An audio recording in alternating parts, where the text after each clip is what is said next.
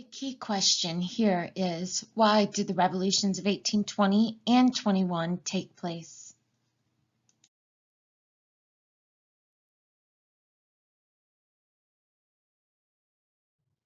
The revolutions of 1820 started in Naples, then spread to Sicily, and soon found its way up north to Piedmont. All three revolutions started within the middle class. All three failed due to the might of Austria. The 1820 revolutions began in Naples, where in 1818 King Ferdinand had greatly increased the church's power to censor books, newspapers, and magazines. This angered the middle class, lawyers, and teachers in particular, because freedom of speech was being made impossible. As Ferdinand was short of money, he cut back on public spending, halted works such as roads and harbor improvements, and reduced still further what little education was available to the people.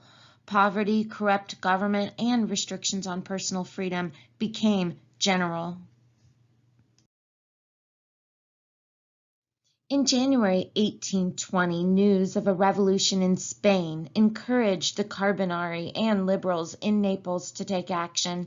Led by a priest and supported by 100 junior officers and soldiers from the cavalry, 30 Carbonari members advanced on the town of Avellino, and a widespread uprising soon took place.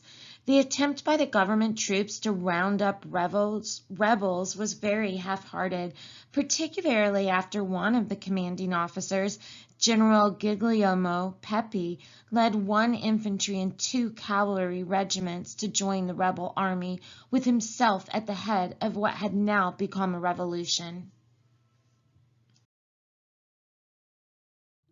In July, King Ferdinand promised to meet the rebels' demands for a constitution like that granted in Spain in 1812. This had given the vote to all adult males, limited the king's power, and abolished many noble and clerical privileges. King Ferdinand swore to abide by such an arrangement faithfully. "Omnipotent God, if I lie, do thou at this moment annihilate me," he swore at the time.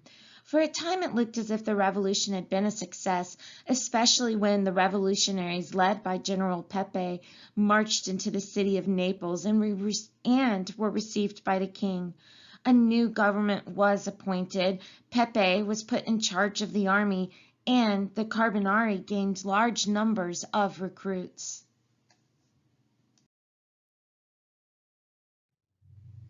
While all this was going on, another and separate revolt had begun in Sicily, the other half of Ferdinand's kingdom, where the people were determined to fight for independence from Naples.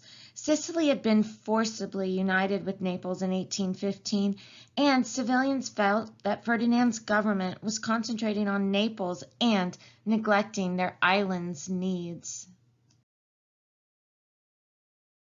Agricultural prices had fallen sharply, with disastrous consequences for the Sicilian peasants, who found themselves getting more and more into debt. As a result, riots took place in Palermo, the island's capital. There were demands for a constitution, government offices were burned down, prisoners were released, and the Neapolitan governor was sent home by boat as the revolutionaries took over the city.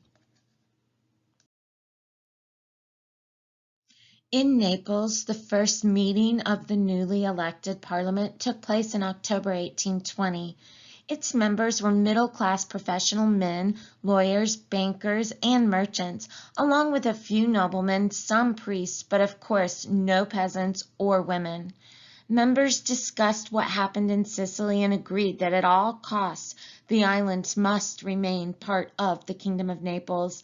The island must not be allowed to declare independence and must be brought to heel by a Naples armed force if necessary. Here was a dangerous division of revolutionary forces. The Austrian Chancellor Metternich was greatly disturbed that the Neapolitan Revolution had apparently been so successful. He did not approve of revolutions. They were unsettling events that disturbed the peace, not only of the state in which they happened, but also in neighboring states. Therefore, he argued it was only right for the great powers, Austria, Prussia, and Russia, to meet and, if necessary, take action to suppress such disturbances wherever they occurred. In 1821, the King of Naples was invited to attend one such meeting. There, Ferdinand declared that he had been forced to grant the Constitution out of fear and asked for Austria to help him to restore his absolute rule. Metternich did not have to be asked twice. He was delighted to intervene. In March 1821, therefore, the Austrian army entered the city of Naples, despite brave resistance led by General Pepe. Severe reprisals were meted out to the citizens indiscriminately by the Austrian authorities. Arrests, imprisonments, and executions became so common that even Metternich was shocked by the savagery and ordered the dismissal of the chief of police. In Sicily, too, the old order was soon in control again. Naples recovered control over Sicily and made a future attempt at breaking away less likely by abolishing the trade guilds, whose members had been leaders of the revolution there. Piedmont was the other state that saw a revolution erupt in 1820. The king, Victor Emmanuel I, had pursued a very reactionary policy since his return. He declared that the old Constitution of 1770 would remain in force and could never be changed. Piedmont would therefore remain an absolute monarchy in spite of continued pressure by a small group of liberals. When news of what was happening in Naples reached Piedmont, discontent came out into the open. The Carbonari rapidly gained new members, and university students, army officers, and liberals combined to establish a revolutionary government, where they proclaimed their independence as the Kingdom of Italy and declared war on Austria. An army mutiny in Turin, the state capital, encouraged Victor Emmanuel I to see his situation as hopeless and to abdicate. The liberals now turned for leadership to the young Charles Albert, second in line to the throne. He issued a vague proclamation praising the Spanish Constitution of 1812 as a model to be followed, and promptly appointed a new government. The main problem was that he was not the legitimate ruler. Victor Emmanuel's brother, Charles Felix, was first in line to the throne in Piedmont. He was temporarily absent from Piedmont, but he soon issued a statement denouncing Charles Albert as a rebel. Charles Felix also refused to accept any change in the form of government. Charles Albert then took fright and fled from Turin, leaving the liberals to fight to defend the Constitution as best they could. At this stage, Charles Felix appealed to Metternich for aid.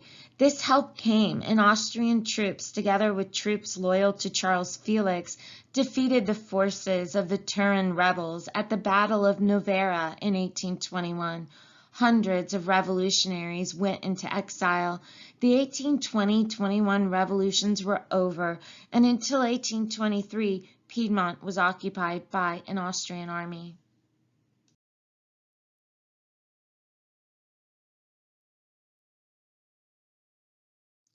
In the end, the revolutions of 1820 had some successes, but more failures. In Naples, they had briefly a new constitution. In Sicily, the governor was sent back to Naples. And in Piedmont, Victor Emmanuel I abdicated. Their failures were also more apparent. First of all, in Naples, the Austrian army took control brutally. In Sicily, Austrian-controlled Naples resumed control. And in Piedmont, Victor Emmanuel I was simply replaced by yet another reactionary ruler, Charles Felix, and Austria took control there as well. So as long as Austria was in play, Italy would not have successful revolutions.